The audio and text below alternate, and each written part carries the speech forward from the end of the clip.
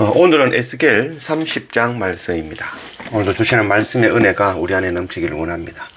1절 또 여호와의 말씀이 내게 임하여 이르시되 인자야 너는 예언하여 이르라. 주 여호와께서 이와 같이 말씀하시되 너희는 통곡하며 이르기를 슬프다 이 날이여 하라.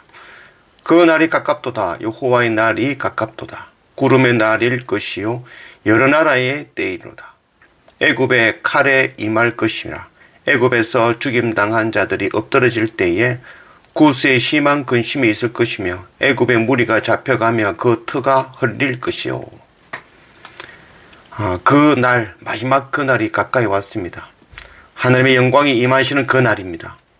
애굽은 먼저 갈그미스 전투에서 패할 때 그때 엎드리며 낮아져야 되는 것이죠. 그러나 그들은 더 높아지고 가일강을 자신이 만들었다 하며 자신은 누구도 건드릴 수 없는 악을 하며 교만하였죠. 하나님의 영광이 임하시면 하나님 아닌 모든 것은 허물어질 것입니다. 하나님의 불이 임하시면 하나님 아닌 모든 것은 불타고 하나님의 것만 남게 될 것입니다. 하나님께서 심판으로 혹은 구원으로 임하는 것이 아니라 변함없이 하나님께서 임하시면 하나님 없는 그들에게는 심판으로, 하나님 안에 거하는 그들에게는 구원으로 임하게 되시는 것입니다. 6절 여호와께서 이같이 말씀하셨느니라. 애굽을 붙들어 주는 자도 엎드러질 것이요 애굽의 교만한 권세도 낮아질 것이라. 믹돌에서부터 수에네까지 무리가 그 가운데에서 칼에 엎드러지리라. 주 여호와의 말씀이니라. 황폐한 나라들 같이 그들도 황폐할 것이며 사막이 된 성읍들 같이 그 성읍들도 사막이 될 것이라. 애굽을 붙들어주는 자도 엎드러질 것이요. 참 중요한 그런 포인트의 말씀이라 할 수 있겠습니다.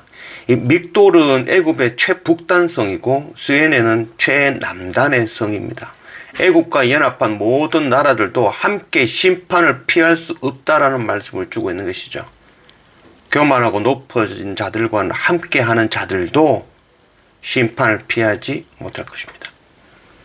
13절 주 여호와께서 이같이 말씀하셨느니라. 내가 그 우상들을 없애며 신상들을 녹 가운데에서 부수며 애굽 땅에서 왕이 다시 나지 못하게 하고 그 땅에 두려움이 있게 하리라. 이 애굽의 죄는 교만이며 또한 우상 숭배입니다. 출애굽 당시에 10가지 재앙이 있었죠. 피계, 이, 파악, 독, 후매, 억장. 이 10가지 재앙은 당시 애굽의 우상들이었죠.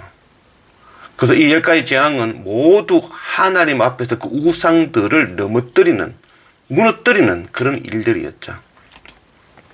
그러나 애굽은 다시 그 우상들을 섬기며 스스로 하나님이라 하며 하나님을 대적하고 있는 것이죠. 14절 내가 바드로스를 황폐하게 하며 소안에 불을 지르며 노 나라를 심판하며 내 분노를 애굽의 견고한 성읍 신에 쏟고 또 노 나라의 무리를 끊을 것이라. 내가 애굽에 불을 일으키리니 신 나라가 심히 근심할 것이며 노 나라는 찢겨 나눌 것이며 노 나라가 날로 대적이 있을 것이며 아웬과 비베셋의 장정들은 칼에 엎드러질 것이며 그 성읍 주민들은 포로가 될 것이라. 내가 애굽의 멍에를 꺾으며 그 교만한 권세를 그 가운데에서 그치게 할 때에 드합 느헤셋에서는 날이 어둡겠고 성읍에서 구름이 덮일 것이며 그 딸들은 포로가 될 것이라. 이같이 내가 애굽을 심판하리니 내가 여호와인 줄을 그들이 알리라 하셨다 하라.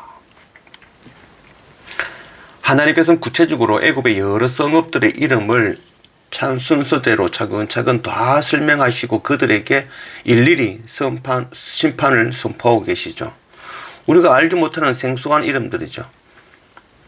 바드로스는 황무케 하실 것이고, 바드로스라는 말은 애굽의 남부 지역의 이름이고, 또 소안에 불을 일으킬 것이다 라고 말씀하고 있죠. 소압은 애굽의 동북부 고센 땅의 근성읍이고, 또 노를 심판할 것이다 라고 말씀합니다. 노는 바로 이 노아몬은 이 데베스라는 성읍으로 애굽 남부의 중요한 성읍입니다. 또 견고한 성 신을 쏟으실 것이다 라고 말씀하시죠. 신은 애굽의 최남단의 성 수에네의 다른 명칭입니다. 하나님께서 애굽에 불을 일으키실 것입니다. 신이 심히 근심할 것이며 노는 찢어 나뉠 것이고 당시 애굽의 수도인 노브는 멤피스라는 도시이며 오늘날 수도인 카이로이죠. 아웬과 비베세스의 소년들은 칼에 엎드릴 것이다. 애굽 성읍들은 거민들은 포로로 잡혀갈 것이며 하나님께서 애굽의 멍에 즉 지배력을 꺾으시고 그 교만한 권세를 그 가운데서 그치게 하실 것이다 라고 말씀하고 있죠. 그때는 성읍이 어둡고 구름에 덮일 것이며 그의 딸들은 포로가 될 것이다. 우리가 생소한 그런 이름들, 성읍들 이름들 설명하고 있죠. 한 성읍 한 성읍이 모두 하나님의 백성인 거죠. 그래서 그 성읍들 이름을 하나하나 불러주시며 하나님의 백성들아 하나님께 돌이켜라 라는 것을 말씀하고 있는 것이죠. 바로 하나님의 간절한 사랑이 품어있는 그런 말씀이라 하겠습니다. 22절 그러므로 주 여호와께서 이같이 말씀하셨느니라. 내가 애굽의 바로 왕을 대적하여 그 두 팔 곧 성한 팔과 이미 꺾인 팔을 꺾어서 칼이 그 손에서 떨어지게 하고 애굽 사람을 문나라 가운데로 흩으며 뭇백성 가운데로 해칠지라. 하나님께서는 애굽 왕 바로를 대적하여 그 두 팔 곧 성한 팔과 이미 꺾인 팔을 꺾어 칼이 그 손에서 떨어지게 하실 것입니다. 강대한 나라 애굽의 군사력이 이미 미약하게 된 것은 애굽 가운데 하나님께서 없기 때문이죠. 하나님께서 하나님의 의지한 우리의 팔은 힘을 얻을 것이지만 하나님을 의지하지 아니하고 세상 의지한 팔은 꺾이며 미약해지고 말 것입니다. 애굽에 교만하여 멸망하는 것입니다. 하나님이 없으므로 멸망하는 것입니다. 스가랴 9장 9절 시온에 따라 크게 기뻐할지어다 예루살렘에 따라 즐거이 부를지어다 보라 네 왕이 네게 임하시나니 그는 공의로우시며 구원을 베푸시며 겸손하셔서 나귀를 타시나니 나귀의 작은 것 곧 나귀 새끼니라. 애굽은 교만함으로 그 교만으로 인하여 결국 멸망하지만 우리 구주 예수 그리스도는 겸손의 왕이십니다. 이 겸손하면 문제가 없습니다. 일단 모르겠으면 낮아지고 엎드리는 것이 순서입니다. 그리고 높게 좋아 보이고 힘이 있고 넓고 편해 보이는 것 이런 것들은 일단 조심해야 되는 것이죠. 언제 무너질지 모르기 때문입니다. 가까이 있다가는 그것이 무너질 때에 가까이 있는 그것들도 같이 무너지고 멸망당하기 때문입니다.